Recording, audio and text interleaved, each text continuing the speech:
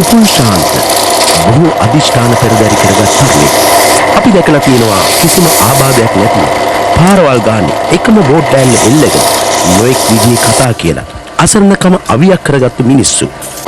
අපිට හම්බුන උපුල් මේ හැමෝටම හොඳ ආදර්ශයක්. ගහක් කපන්න ගියලා ඉඳලා මට සිද්ධ වුණේ එන ගහක් කපනකොට වෙන ගහේ පැටලතු වෙන වැලක් ඇවිල්ලා මගේ කොන්දේ වැදිලා මම අලකට විසි වුණා. ඊට පස්සේ මෙතන මට කකුල් දෙක අප්‍රාණි වුණා නුවර හොස්පිටල් එකට අරන් ගිහින් අරන් ගිහලා ඒ මාසයක් විතර ප්‍රතිකාර කරා සුවයක් ලැබුවේ නැහැ.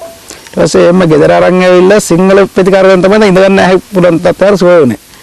ඉතින් ඊට පස්සේ මම කල්පනා කරා ඉතින් කතන්දර නිකම් මෙන්න තේරුමක් නැහැනේ. ගෙදරටත් බරක් වෙන්න බැරි නිසා මම ෂුවන් එකක් පටන් ගත්තා. කොළඹින් අමුද්‍රව්‍ය අරන් ඇවිල්ලා එක්සයිස් පොත් ඇදුවා. ඒක අවුරුද්දක් විතර කරගෙන ගියා. ඒක වෙළඳ පොලක් හරියට අල්ලන්න බැරි වුණා. මොකද මේ අර තරංකාරී වෙළඳ පොලක් තියෙන නිසා ටිකක් අමාරු වුණා ඒක කරගෙන යන්න. ඊට පස්සේ මම හිතුවා අඩු වියදමෙන් වැඩි ලාභයක් හොයන්න පුළුවන් මොකද්ද තියෙන බිස්නස් එක කියලා තමයි තොරතේ පොල් කටු වල නිෂ්පාදනය කරන්නේ. මණ්ඩි හැම වැඩක්ම මම කරලා දෙනවා. මට ඉතින් කරගන්න බෑ කිසිම වැඩක්. එයාගේ බැරි වැඩ ඔක්කොම කරලා දෙනවා. ඉතින් මල්ලි නිර්මාණ කාර්යයකට මගේ උදව් තියෙන්නේ මම එයාට බඩු ටික තපේලා දෙනවා. වෙළඳ පොලට මම අරගෙන මම යනවා මල්ලි උදව්වට. එනතුම් මම මේ හදන්නේ හරිය මේවා කරන්නේ නැහැ. ඉතින් මට ලොකු සතුටක් තියෙනවා මල්ලි මේ කරලා. මල්ලි කවදාත් මේ මල්ලි අතනීපේ ගැන හිත ඉන්නේ නැහැ. මල්ලි අපි තරම්වත් මල්ලි අතනීපේ ගැන මල්ලි කල්පනා කරන්නේ මානසික මේ වැටලත් සතුටින් වැඩ කරන මල්ලි ඉතින්. රළු පොල් කට්ට අත් දෙකෙන් අල්ලලා විශ්මිත නිර්මාණය කරන උපුල්ට එහාට මෙහාට යන්න උදව් කරන්නේ අයියා. අයියාගේ සම්පූර්ණ ජීවිතය මල්ලි වෙනුවෙන් කැප කරලා. ඒ වගේමයි මල්ලිටත් අයියා නැතුව බෑ. සංසාරේ පුරාවට ගෙනාපු සහෝදර බැඳීමක්.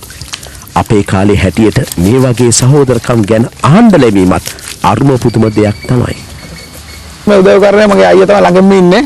අයියා දැන් අවුරුදු 40 කනක තමයි ඇමරිකාවලත් නැහැ. මොකද එයා මගේ ළඟ මගේ කකුල් දෙක වගේ ඉන්නේ එයා තමයි. මම කොහේ ගියත් එයා නැත්නම් මම යන්නෙත් නැහැ. දැන් අද වුණත් මේ දේ මම කිව්වා අයියා නැත්නම් මට මේ මොකුත් කරගන්න බෑ. අයියා ඉන්න ඕනේ. නැත්නම් මම මේ මොකටවත් ඉදිරියපත් වෙන්නේ නැහැ. කොහේවත් යන්නෙත් නැහැ. අයියයි දෙමාපියෝ දෙන්න උදව් කරනවා. ඉතින් අක්කලා පවුලේ ඔක්කොම එක වගේම උදව් කරනවා ඉතින්. කියන්නේ මට බඩු ටික ළඟට ගෙල්ලා දෙනවා ඕන ටික. ඊට පස්සේ අයියා වැඩට යනවා නම් උදේට මගේ බඩු ටික ළඟට ගෙද්දලා වැඩට යනවා. ඊට පස්සේ ආයෙ දවල් 12ට ඇවිල්ලා මම නාලා කාලා කරාට පස්සේ අයියත් ගෙදර ඉඳලා ආයෙ හවස වැට යනකොට අයියා මම එළියට දාලා තමයි වැටට යන්නේ.